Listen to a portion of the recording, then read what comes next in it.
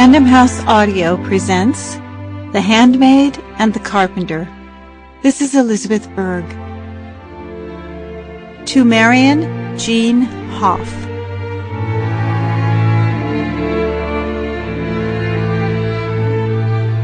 Prologue. Nazareth, Province of Galilee, Palestine. September AD 9. Joseph. Overhead, above the flat roof he lies on, the moon is full and patient-seeming. Thin black clouds drift across it like floating veils. He can make out the silvery olive trees near the house, the gentle rise of hills behind them, even the high walls of limestone beyond that. The long grasses move in the night wind, and he strains to hear better the faint sound of some animal he cannot identify. His back pains him, and he cries out, shifting one shoulder reflexively. The movement causes him to draw in a sharp breath. He holds it, then lets it slowly leave his body. Better. This is the way, to release without protest. He hears someone coming and struggles to sit up. One of his sons? No. It is his wife, when he wanted so for her not to know he had left her side. His cry must have awakened her, and now she has come to him in haste, barefoot and sleep-tasseled, a shawl wrapped carelessly about her.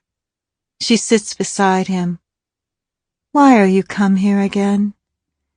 She runs her hand, so light and cool, across his brow.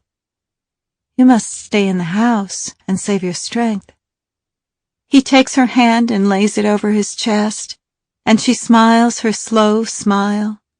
The sight of her face brings him joy, as it always has. Yet in her eyes, even as she stares into his own, an unnavigable distance. So it will be then, unto the end. He points to the trees, the hills. Look, as though it were daytime, as though night has not come at all, nor ever will. She nods sorrowfully, understanding him, and stares out at the land. He studies her profile, her high forehead, her strong nose, her soft mouth, the unloosened hair still so black it glints blue. She turns back to him. Come, let us go into the house. Shall I help you? He shakes his head. I wish to remain here. She sits quietly for a moment, then lies down next to him. Are you hungry? No. From the bodice of her gown she pulls out a small cloth and unfolds it. I've brought pistachios, and also I have dates. No, he says more gently. Have you great pain? Greatest is the pain that comes from the unanswered question in my heart. Joseph, when will you believe? I pray to now. Then I shall pray with you, that you may know that what the angels have told you is true. Chapter 1. Nazareth, January 4 BC. Joseph. Outside, a thunderstorm raged. A great wind frightened the animals and bent the trees low to the ground, shaking their leaves almost off their branches. But inside the house of just-married Simon and Esther, there was light and laughter. A long table, covered with a striped cloth, was pushed up close to the wall, and it was laden with earthenware platters decorated by palm fronds, and piled high with eggplant and olives, with spit-roasted beef and lamb and fish, with rounds of flatbread, with grapes and oranges and figs and sweet cakes. Beneath the table, 16-year-old Joseph sat cross-legged in silence, watching sandals and ankles and hems of tunics go by. No one had seen him. He was almost totally obscured by the tablecloth, and he enjoyed the anonymity. He was, of course, a man now. but he could not resist on occasion returning to the pleasures of boyhood.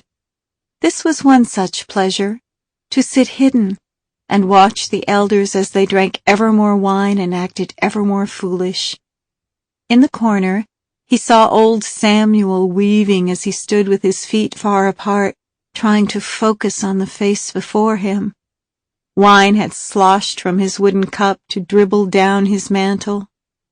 "You will soon be on the floor," Joseph muttered, and was startled to hear a voice say, "I am surprised he's not already." Joseph turned to see a girl squatting just behind him. "You have found the seat of honor," she said. "May I join you here?" There was something familiar about her. "We are known to each other?" he asked. She nodded. "You have seen me many times, and you spoke to me when last you saw me. You came to the well when I was there last summer. I was gathering water with my mother. You were passing by with your father, Jacob. Your memory serves you well, and I remember now also. You are called Mary." She was a wonder to behold, with her black curls escaped from her braid, her cheeks flushed dusky rose, her gaze so direct and yet mysterious. She tucked her hair behind her ears, and he saw the lines of her high cheekbones beginning to assert themselves. Her lips were full and pink.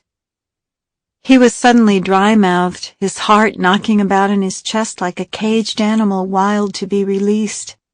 "Yes, I am Mary," she said, "and you are called Joseph." And her voice, low and musical, laugh-like. The utter completeness of her beauty was astonishing. It made for a rush of emotion in him so strong it felt like anger. "You have grown," he told her, and his voice cracked, causing him to blush to the center of his soul. She appeared not to notice, but instead stared calmly into his eyes. "And you also." "How old are you?" he asked. "Newly 13. And you?" 17 in 2 days. They regarded each other carefully, and then he ducked down and pointed to the people before him who had joined hands and made a circle to dance. They whooped and called out to one another, stamped their feet, threw their heads back, and laughed. "They rejoice so," Joseph said, caught between wanting to admire them and to ridicule them. "It is as though King Herod has died and the Messiah has come, both together." She came closer and peered from beneath the cloth to see the dancers, then sat next to Joseph. "It makes me happy, their happiness," she said, and there was in her simple statement a truth that made him ashamed of his ambivalence. "Of course it makes me glad as well," he said. What was it that she smelled of? It was a scent of air and water, of salt and bread, of the white blossoms that flowered on the olive branches, of apricots and nuts, of earth. He felt himself growing dizzy. He leaned back onto his elbows and looked at her. "Where are you from?" She cocked her head, puzzled. "Nazareth." "No," he said. She raised an eyebrow. "No?" He shook his head. "No." "I am from Nazareth." "Unless you mean—" "Ah, I was born in Sepphoris, but I came to Nazareth when I was just—" "No," he said yet again. She stared at him, then lowered her eyes. "I believe you must know of my extraordinary circumstances." She looked up again. "Is that what you mean to say?" He shrugged. "Perhaps." He didn't know what he was saying. The girl confused and unsettled him. She smiled, a warm, rich thing, full of its own intention. He had never seen such a smile. But then her face grew serious. "Behold, by a way known only unto you and God, you have come to know of my great secret, of my strange beginnings. I have never spoken of this to anyone." Sample complete. Ready to continue?